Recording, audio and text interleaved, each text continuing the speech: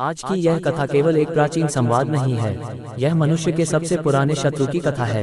वह शत्रु जो तलवार लेकर सामने नहीं आता, जो युद्ध का ऐलान नहीं करता, जो धीरे धीरे भीतर प्रवेश करता है और मन को अपने ही विरुद्ध खड़ा कर देता है। उस शत्रु का नाम है भय। संध्या उतर चुकी थी, सूरज की अंतिम किरणें धरती को विदा कह रही थी। आकाश की लालिमा धीरे धीरे धुंधली होकर नीले अंधकार में खो रही थी।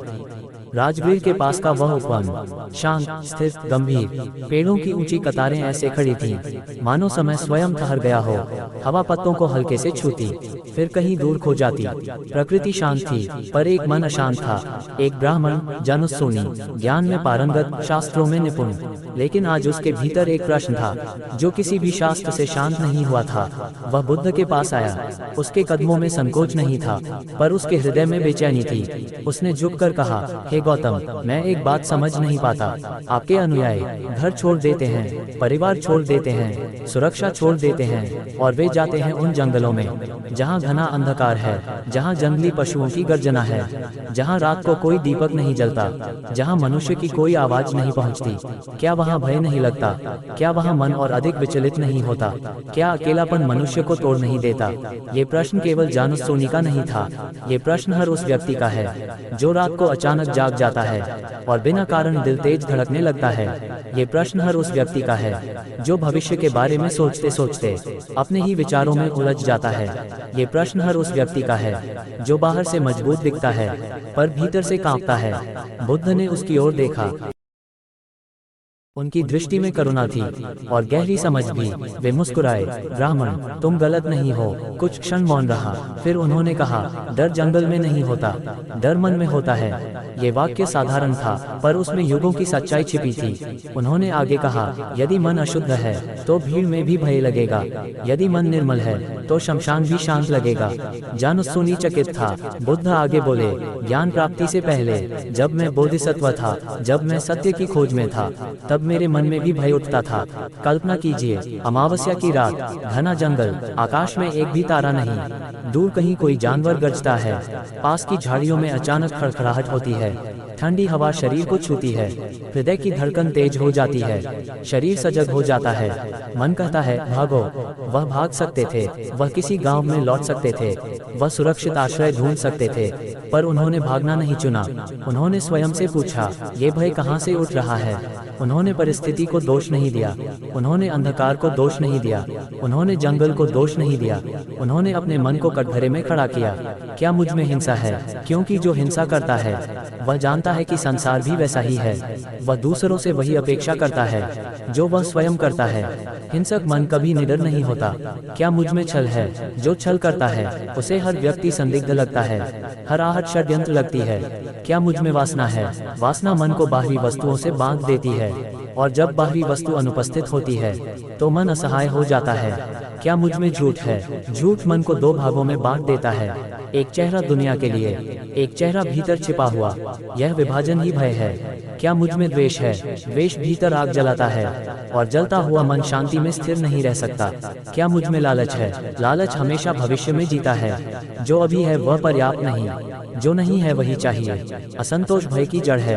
क्या मुझ में अहंकार है? अहंकार पहचान चाहता है, जंगल पहचान नहीं देता। वहाँ कोई प्रशंसा नहीं, कोई सम्मान नहीं, वहाँ केवल सत्य है। उन्होंने संदेह को देखा, उन्होंने आलस्य को देखा, उन्होंने ईर्ष्या को देखा, उन्होंने पछतावे को देखा, उन्होंने चंचलता को देखा, उन्होंने क्रोध को देखा, एक एक कर सबको देखा। और जब उन्होंने पाया कि ये दोष उनके भीतर जड़ नहीं जमा पाए हैं, तब उन्होंने निर्णय लिया, मैं भागूंगा नहीं। उन्होंने प्रण लिया, यदि मैं खड़ा हूँ तो खड़ा रहूंगा, यदि बैठा हूँ तो बैठा रहूंगा, यदि चल रहा हूँ तो चलता रहूंगा। डर को बीच में निर्णय नहीं लेने दूंगा। रात बीतती रही, पहले भय आया, फिर थोड़ी देर ठहरा, फिर कम हुआ, फिर शांत हो गया। क्यों? क्योंकि जब आप भागते नहीं तो भय को भोजन नहीं मिलता। भय अज्ञान से पलता है, भय कल्पना से बढ़ता है, भय अधूरे चरित्र से जन्म लेता है। आज आपका जंगल कौन सा है? असफलता का डर, समाज की आलोचना का डर, आर्थिक संकट का डर, रिश्तों के टूटने का डर, अकेले रह जाने का डर। और हम क्या करते हैं? हम मोबाइल खोल लेते हैं, हम शोर पैदा कर लेते हैं, हम व्यस्त हो जाते हैं। पर क्या डर समाप्त होता है? नहीं, वह केवल दब जाता है और फिर किसी रात अचानक उठ खड़ा होता है। बुद्ध कहते हैं, डर से भागो मत, उसे देखो, बैठो, शांत बैठो, अपने मन को देखो। क्या तुम सत्य बोलते हो? क्या तुम्हारा हृदय निर्मल है? क्या तुम किसी के प्रति द्वेष रखते हो? क्या तुम्हारे भीतर कोई छिपा हुआ अपराध बोध है? निडरता बाहरी साहस नहीं है, निडरता चरित्र की शुद्धता है। जिसे स्वयं से कुछ छिपाना न पड़े, वह संसार से नहीं डरता। और जब मन शुद्ध हो जाता है तो अंधकार भी मित्र बन जाता है, अमावस्या की रात भी ध्यान बन जाती है, जंगल भी आश्रम बन जाता है। और तब मनुष्य समझता है, डर कभी बाहर था ही नहीं, वह केवल मन की छाया थी। मित्रों, यदि आज रात आप 5 मिनट भी शांत बैठ जाएं, अपने भीतर झांक लें, अपने दोषों को देख लें, तो साधना आरंभ हो चुकी है। भागना बंद कीजिए, देखना शुरू कीजिए, चरित्र को निर्मल कीजिए। फिर देखिए, जंगल भी आपको प्रणाम करेगा, अंधकार भी आपको छुएगा नहीं, और भय स्वयं मिट जाएगा। स्वयं दीप बनो, डर अपने आप समाप्त हो जाएगा। लेकिन मित्रों, कहानी यहाँ समाप्त नहीं होती, क्योंकि भय केवल एक भावना नहीं है। भय मनुष्य के इतिहास की सबसे पुरानी छाया है। जब आदिमानव अंधेरी गुफाओं में रहता था, जब बिजली कड़कती थी, जब जंगली पशुओं की गर्जना रात को चीर देती थी, तब भी भय था। और आज जब शहरों में रोशनी है, जब घरों में दरवाजे हैं, जब हाथ में मोबाइल है, तब भी भय है। क्यों? क्योंकि भय परिस्थिति से नहीं जुड़ा, भय पहचान से जुड़ा है। जिस दिन हम अपने आप को शरीर मान लेते हैं, भय जन्म लेता है। जिस दिन हम अपने आप को पद से जोड़ लेते हैं, भय जन्म लेता है। जिस दिन हम अपने आप को संबंधों से बांध लेते हैं, भय जन्म लेता है। बुद्ध ने कहा था, जिसे खोने का डर है वह कभी शांत नहीं रह सकता। सोचिए, हम दिन भर क्या बचाते रहते हैं? अपनी छवि, अपना सम्मान, अपनी उपलब्धियां, अपना भविष्य। और इस बचाने की प्रक्रिया में हम थक जाते हैं। भय हमें दौड़ाता है, हम रुकना चाहते हैं लेकिन रुक नहीं पाते। बुद्ध ने जंगल में बैठकर केवल ध्यान नहीं किया था, उन्होंने मन के हर अंधे कोने में दीपक जलाया था। एक रात जब हवा असामान्य रूप से ठंडी थी, जब पेड़ों की शाखाएं जोर से हिल रही थीं, जब हर आवाज किसी खतरे का संकेत लगती थी, तब उन्होंने अपने भीतर गहराई से उतरना शुरू किया। उन्होंने अनुभव किया, डर शरीर में कहाँ पैदा होता है। हाथ कांपते हैं, गला सूखता है, सांस तेज होती है, पेट सिकुड़ जाता है। उन्होंने इन संवेदनाओं को देखा, उन्हें रोका नहीं, उन्हें दबाया नहीं, केवल देखा। और अचानक उन्हें समझ आया, डर एक लहर है, वह उठती है, और यदि उसे हवा न मिले तो गिर जाती है। हम उसे हवा देते हैं कल्पनाओं से। अगर ऐसा हो गया तो, अगर मैं असफल हो गया तो, अगर लोग हंसने लगे तो। कल्पना भय को वास्तविक बना देती है। बुद्ध ने कल्पना रोक दी, उन्होंने केवल वर्तमान को पकड़ा। इस क्षण में क्या है? अंधकार है, हवा है, पेड़ है, शरीर है, सांस है, बस। और उस क्षण में कोई खतरा नहीं था। धीरे धीरे मन को आदत हो गई, भागने की नहीं, देखने की। और जब देखने की आदत बन जाती है तो भय अपना अर्थ खो देता है। मित्रों, आपका डर भी ऐसा ही है। जब आप इंटरव्यू देने जाते हैं, दिल क्यों धड़कता है? जब आप सच बोलने वाले होते हैं, गला क्यों सूखता है? जब आप अपने सपनों की दिशा में कदम बढ़ाते हैं, मन क्यों कांपता है? क्योंकि मन परिणाम से जुड़ा है। बुद्ध परिणाम से मुक्त थे, उन्होंने केवल प्रयास को पकड़ा।